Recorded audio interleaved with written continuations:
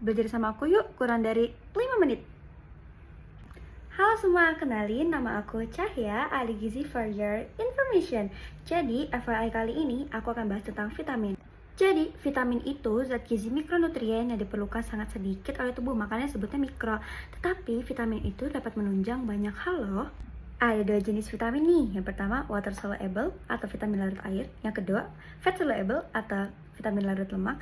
Dimana vitamin larut air inilah yang cenderung mudah masuk ke dalam pembuluh darah karena pembuluh darah kita hampir 83%-nya yaitu air dalam bentuk plasma darah. Nah, jadi vitamin larut air ini mudah digunakan oleh tubuh karena mudah menyerap. Aku mau lebih lagi nih bahas secara spesifik terkait vitamin larut air, yaitu vitamin B kompleks. Nah, vitamin B kompleks ini merupakan sekelompok vitamin larut air yang berfungsi sebagai koenzim dalam sistem pembentukan energi. Nah, kenapa aku bilang sekelompok? Karena vitamin itu banyak banget jenisnya. Dan aku cuma mau bahas satu aja nih, vitamin B12 atau kobalamin. Nah, kobalamin ini merupakan vitamin yang berhubungan langsung dengan sistem pemeliharaan syaraf tubuh manusia. Secara eksklusif, vitamin ini hanya ada pada jaringan sel hewan, di mana kita dapat mengkonsumsi hal tersebut dari protein hewani atau hem. Tempat penyimpanannya itu terutama dalam hati, ginjal, dan juga kelenjar adrenal. Fungsi dari vitamin B12 ini, yang pertama itu untuk mencegah penyakit Parkinson, yang kedua itu untuk memperbaiki penyakit Bell's-Harpy, yang ketiga itu untuk mencegah anemia, di mana B12 dan B9 ini saling terikat dalam pembentukan hemoglobin untuk darah. Yang keempat itu berperan dalam pembentukan DNA. Nah, teman-teman, kira-kira apa saja yang dapat menghambat vitamin B12 masuk ke dalam tubuh? Yang pertama itu di sini pengonsumsian tinggi karbohidrat. Dikarenakan pengonsumsian terlalu tinggi karbohidrat akan menyerap simpanan vitamin B12 lebih banyak dari dalam tubuh, sehingga dapat menyebabkan defisiensi. Yang kedua, ada faktor intrinsik, yaitu faktor yang berasal dalam diri seseorang. Nah, di sini tuh vitamin B12 dipengaruhi oleh faktor intrinsik sel parietal yang ada pada lambung.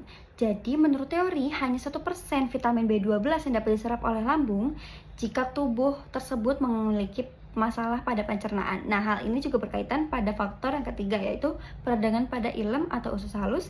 Yang keempat ada pengonsumsian alkohol. Walaupun defisiensi B12 tidak terlalu umum karena tubuh manusia dapat menyimpan vitamin B12 hingga 5 tahun sampai 10 tahun ke depan sebelum terjadi adanya penyakit, tetapi defisiensi zat gizi ini sudah mulai ketika teman-teman semua udah mengalami gejala, apalagi sudah ada merana-rana yang masuk dalam penyakit, itu sudah disebut defisiensi yang cukup kronis. Untuk itu ada beberapa gejala yang nantinya timbul jika kekurangan vitamin B12.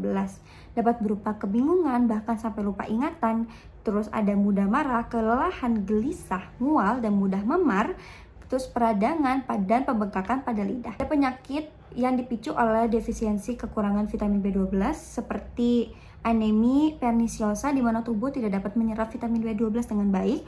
Ada makrotik anemia, infertility atau gangguan kesuburan, hyperhomocysteinemia, ada gangguan neurologis. Agar terhindar dari defisiensi, kira-kira berapa jumlah yang dapat masuk ke dalam tubuh untuk perharinya?